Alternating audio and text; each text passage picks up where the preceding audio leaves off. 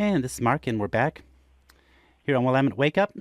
And it's time for our fourth Friday focus with the Oregon Center for Public Policy. And our special guest today is Daniel Hauser, policy analyst. He is a graduate with a master's degree from Oregon State University, homegrown analyst, and he has studied many issues over his career. He's studied student loan repayment programs. He's worked with the Department of Agriculture and with the Oregon Center for Public Policy. He specializes in tax policy and a few other things. And Daniel Hauser, are you with us? I am. Good morning, Mark. Thanks for having me on. Good morning, Daniel. Nice to have you. And we played little David Bowie and Changes, and we have kind of an interesting story you guys have written about tax policy changes that we may not have read about in the newspaper. And what kind of made you come up with this topic? Well, we were thinking to ourselves how frequently tax changes were being brought up in the news media this legislative session, because we had action on transportation tax, on a health provider tax, as well as lots of conversation about how we can raise additional revenue from corporations. And really, it seemed like there was these kind of large stories that kind of sucked all the oxygen out of the air, and no one was able to really learn too much about a number of other changes that the legislature chose to make. So we went ahead and targeted 7 of these and wrote, a short piece just kind of updating people on what these are and why they're important in the lives of Oregonians. Yeah, well, some of it is a lot of BS, and I guess we'll get to that later. And real quickly, though, before we get to these, I was just kind of curious, did you feel that the transportation package was a good bill and adequate? The transportation package had a lot of really valuable and important provisions in it, including, for the first time, really meaningful statewide investment in our public transit systems. We weren't entirely enthused with how they chose to pay for that, be it a payroll tax, but the rate they chose to use on that payroll tax, which comes out of people's paychecks every time they're paid, including minimum wage workers, is that it was really a very low rate, really cents per week from what we were able to tell. And so it's something that low-income Oregonians will benefit the most in many ways from a healthy transit system, although we kind of hope that they funded it in a way that was a bit more progressive. Mm-hmm. As to the greater investments that made up a lot of the bill, we, again, weren't entirely enthused with how they go about funding these. Transportation taxes and fees in general have the problem of being predominantly user fees. Sure. And what that means is that it doesn't matter how much you make, you pay the same amount to go however far a gallon of gas will take you. It costs the same amount to register a Tesla as it does a 87 Tercel. And so we weren't entirely enthused with how they came up with the revenue, but we were glad to see that they did choose to invest in Oregon's transportation system, of which there are many needs, predominantly in the form of maintaining our assets. Good government is incredibly reliant on maintaining the immense investment that generations before us have made in our transportation system. And so I feel like it was a good package. I certainly was hoping for it to be a bit more progressive and perhaps actually one of the most egregious parts of it, to go on a slight tangent for you, is that they didn't choose to index, which means to keep the rate of some of the fees consistent with the rate of inflation. And so our road departments and transit agencies will be facing higher costs every year to do the same amount of work. Sure. And yet the revenue won't be matching that increase in costs. And so over the time period that this legislation's in place, the value of it will kind of continue to deteriorate, even if the actual fee amounts might be increasing at times. Yeah. And so it's really kind of a mixed bag. Yeah, it sounds like more work needs to be done in the future on that. I guess my only complaint on that as an electric car driver is that they dramatically raise the fees on those cars, and you're going to be paying I haven't actually calculated it in terms of what the equivalent would be if I had a gas-powered car, but pretty large flat rate fees for electric vehicles, and if you don't drive them very much, then you're going to get hit with a higher rate. That's true, especially on your per-mile use. Yes. I think one of the things that's interesting is they also included kind of a slightly unique rebate and program to actually subsidize electric vehicle purchases. and at the same time as they chose to turn around and increase the fees on electric vehicles. So it's and again, it doesn't matter how much income you make. If you have an electric vehicle, you're paying this much larger fee.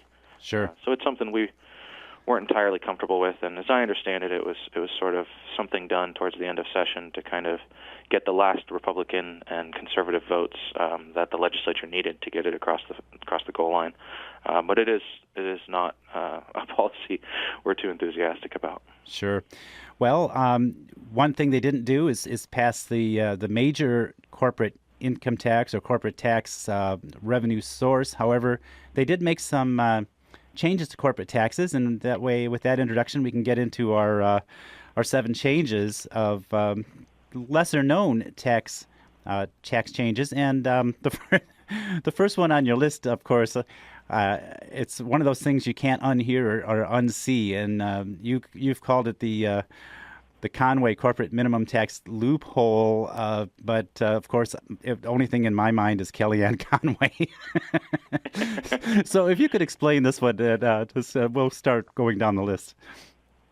Sure, and this is actually a somewhat kind of complicated situation where corporations in Oregon, to kind of back up a little bit, pay taxes based on their profits. And so if a corporation has $100 million in sales, $100 million in costs, they have $0 profit, and without a corporate minimum tax, they would not pay any tax. And so Oregon has had in place for decades a corporate minimum of, I believe it was only $10 up until a ballot measure campaign in the early 2010, I believe is when it was. And so this corporate minimum tax was based on the sales of the corporation, meaning that a company with larger sales would pay a larger minimum, and a corporation with smaller sales would pay a smaller minimum. The problem, though, is that the legislation or the ballot measure wasn't specific enough about whether or not corporations could use corporate tax credits to reduce even lower than the minimum tax. And so the Conway Corporation, a fairly common trucking firm, brought a case to the Oregon Supreme Court. There, the Supreme Court ruled that the legislation wasn't specific enough about it, and Conway was allowed to pay lower than the corporate minimum tax using tax credits, all the way down in some cases to zero. And so what the legislature chose to do in 2015 was to stop this end run around the corporate minimum tax. Unfortunately, they chose to, at that time, to put a expiration date on it that was coming up in just a few years. What we were excited to see was that the Oregon legislature chose in this legislative session to end that sunset on, to end that expiration date. And so going forward into the future, corporations will no longer be able to pay zero or to pay lower than the corporate minimum tax by using tax credits. And so this is really a good way of kind of evening the playing field between a lot of different types of businesses and ensuring that there's not too many loopholes that let people or corporations pay less than the minimum tax. Well, that sounds like kind of a good thing. We certainly think so. Yeah, especially since... I think... Well, go ahead. I was just going to say that it's one of those things that it's positive, but we won't see the benefits for a number of more years because that sunset, that expiration date, wasn't until 2020 that it finally expired. And so in 2021, Oregon, foreseeably could begin getting more, or will continue getting a higher level of corporate tax revenue, which is something that we sincerely believe that corporations need to be providing more of. Sure. One of the complicated issues in taxing corporations is, corporations that do business in multiple states. And it looks like number 2 on your list changed how Oregon taxes corporations that sell services. Yeah, absolutely. Right now, or actually previously, before this tweak was made, multi-state corporations that provided services were taxed on how their costs were assessed, were taxed differently than multi-state corporations that sold goods into Oregon. And so what this did was it evened the playing field between those two types of corporations. And again, these are multi-state large corporations. And what it meant was that Oregon's legislature, with this tweak, was able to gain about $5 million per year in additional corporate tax revenue. How it was before, They based where the costs were based on this complicated cost of performance method. Now they'll just base it on how much of the goods are sold in a particular state, or the services are sold in a particular state, and assess the costs based on that kind of ratio. And so it's a pretty inane, specific tweak to the Oregon corporate tax code. But it is one that will result in a small amount more of corporate tax revenue, and it does, in many ways, even the playing field between those two types of corporations. Okay, sounds like a good housekeeping order. And it's unfortunate that in this session we had to be excited about housekeeping orders. Absolutely. And another tax issue, which is again, probably for us, policy wonk types, and it dealt with tax subsidies. And you want to talk about that one? Sure. So Oregon, not too long ago, chose to put expiration dates, as I've been calling them, sunsets, on the vast majority of the tax subsidies and loopholes that they provide. And so for your listeners, I think it's important to conceptualize that Oregon can pay for things, the Oregon legislature can pay for things in two ways. The first is through Oregon's budget, and this has a thorough, comprehensive process where they consider whether or not one program is worth funding over another. They look very carefully at the revenue they have. There's often evaluations and really an effort to make sure that Oregon's very limited tax dollars are going to the right places and that the programs are really doing what they were intended to do. And this is every couple of years. Unfortunately, the other way that Oregon can pay for things is through the tax code. And in this instance, for really decades, Oregon had been putting in different tax subsidies for special interests, for corporations, in some cases in terms of the earned income tax credit for working families. And really the goal of applying sunsets and expiration dates to these tax subsidies was to ensure that, just like our budgetary process, that we have a process in Oregon where the legislature seriously and carefully considers whether or not each tax subsidy is really a smart and prudent decision for the use of Oregon's limited tax dollars. Because as I mentioned, if Oregon uses a tax subsidy to reduce the revenue they bring in by $50 million, that's $50 million that can no longer go towards providing services for homeless school children, adding teachers, and any number of other really important services. And so we were really happy to see a number of years ago that the legislature chose to put in tax sunsets on all of the tax expenditures, or nearly all of them, in a real effort to make sure that the tax dollars we have are being spent effectively and really responsibly. Now, it says here that there were 16 tax subsidies that were scheduled to sunset. Were those scheduled to sunset in this coming biennium? Yes. Some of them would have been sunsetting, right on January 1. Others kind of had more of a fiscal year dynamic. But over the next biennium, there were over a dozen different tax subsidies that were scheduled to sunset. And we were quite thankful that all but a few of them were actually allowed to sunset. That just seems like a lot of tax breaks for various reasons for various corporations to me. That's, I guess, just an editorial comment. And I suppose it is nice that they sunset. It certainly is. Wow.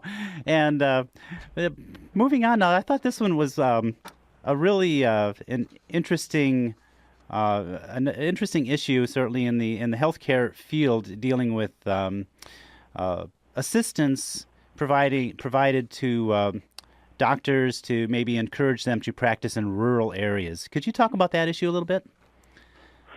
Certainly. So there's really no question that there is a shortage in a lot of rural communities and quality long-term medical providers. And unfortunately, this is a difficult nut to crack. And a lot of these providers are paid really significant wages, just like doctors in urban areas. But unfortunately, a lot of them continue to depart or to not even begin practicing in rural communities. So the legislature has made an effort, and they've tweaked it every couple of years, but they've been trying to figure out how they can assist in getting more doctors into these rural communities where their skills are really, really very needed. Unfortunately, the method they've chosen most recently is to subsidize these doctors on their income taxes, regardless of how much the doctor's making. And so the conception being that these doctors aren't going to rural communities because they're underpaid or because they're not. There's just, they need an extra $5,000 that'll really convince them that it's worth them being a provider in rural Oregon instead of an urban center. And unfortunately, there's been no evidence that this credit has been proven effective, that it's actually incentivized more doctors to go into rural communities. We were thankful, although we would have preferred them to eliminate this credit, we were thankful to see that they had tweaked it and made it a little bit less generous. And so one of the ways this credit works is by providing a tax credit on the income taxes that grows based upon how far away the doctor is providing services away from a major population center. And so if a doctor's 10 miles or more away from a major population center, they qualify for this credit at about $3,000. And 10 miles isn't that far. You can live in Portland and easily work in a rural community and qualify for this too. So these are doctors that aren't necessarily out in Baker City or Burns or Prineville providing their services. And what this reform did that was really encouraging was it capped the amount of income that doctor can make at $300,000 to still qualify for the credit. And so doctors can make plenty more, but if they make more than $300,000 in a year, they won't receive this additional little subsidy from the Oregon taxpayers. And what's encouraging about that, too, is that they omitted a couple, or I should say slightly worrying, less than encouraging. They omitted a couple types of doctors, including general surgeons, and those providing baby obstetricians, those types of services too. Well, it seems like doctors are certainly in our for-profit medical system are some of our more highly paid workers in the state, and it seems like a $5,000 credit for. Do you know what rural doctors, what the difference in what they make compared to urban doctors? Do you have any idea how big the gap is? I don't actually have that number in front of me, but when I think about the fact that we're still providing an additional $5,000 to doctors that are making $290,000 a year, I just can't imagine that that's what's making them decide whether or not they choose to live in Burns or Bend or in Portland or Astoria. It really strikes me that they're making these decisions based on other matters. And I think that's one of the big problems we have with a lot of the tax subsidies the legislature provides, is they're intended to be these very gentle nudges, but the end result is that they don't really incentivize any change in behavior, and they do cost Oregon millions of taxpayer dollars that could be instead spent on really important services that could make a difference. I mean, one example is we had almost a little over $10 million in employment-related daycare, which are subsidies for middle-class and working-poor families to have daycare for their kids, which, as many people know, is incredibly expensive right now. And so we're, instead of funding that program, which received a cut in this last biennium, we're instead subsidizing doctors who are making $280,000 a year who choose to provide services in rural Oregon. Wow. Now, I want to save the fun one for last, and I'm a little interested in this the Klamath County tax break and who actually gets it. And this is one of those convoluted issues that legislatures are known for doing. That's certainly true. So any county in Oregon that can theoretically qualify for this new employee training tax credit. Now, this county, however, has to have a number of very specific criteria. And so this is population between 60,000 and 80,000, an armed forces base that employs at least 750 people, an agreement with an institute of higher education to coordinate efforts to promote enterprise throughout the county, and a number of other specific provisions. And interestingly enough, only one county qualifies for all of those very specific provisions, and that's Klamath County. Now, in general, I can't speak to whether or not Klamath County really does need a significant investment in workforce development, because what this credit would do is it would subsidize the actual businesses that provide more employee training with a credit on their taxes. But what's really interesting, that is, if this is an important and effective program, then why is it limited to just Klamath County? It sort of smells like a lot of the special interest things that go down in the legislature. And beyond that, putting aside the fact that it's just targeting Klamath County, we also don't really have much evidence that these business tax credits incentivizing employee training are really an effective way of increasing the training of the workforce in general. really this is often just a small benefit to a company that's already providing training to their employees. Because if you think about it, a lot of businesses really depend on a well-trained workforce. They're going to train their employees. Yeah. So subsidizing it out of the Oregon taxpayer dollars in a way that has much less accountability as a direct workforce training program is really something we're not entirely comfortable with. And we'll really be hoping that the legislature looks at this closely in coming years to ensure it's dollars well spent.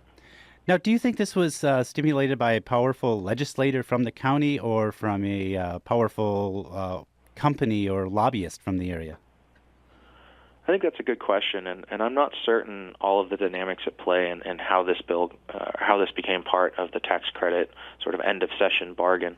What I do know is that it was heavily advocated for publicly by Klamath County commissioners, which in this case are certainly trying to help their constituents, the businesses in their county, and also a Klamath County legislator spoke quite heavily in favor of this at committee meetings, and so I can't speak to whether or not there are particular businesses that really worked behind the scenes to get this across the finish line. But what I do know is that the elected officials in Klamath County worked hard to get this tax break explicitly for their residents or for the businesses in their county. Wow. Well, and as it turned out, even though they've tried to reduce some tax subsidies, I guess they did pass a little gas in this session. That's an apt way of putting it. Not only did they pass the bovine manure tax credit, but they really made it something that was enshrined more longer into the future than the previous subsidy that was in place for biomass.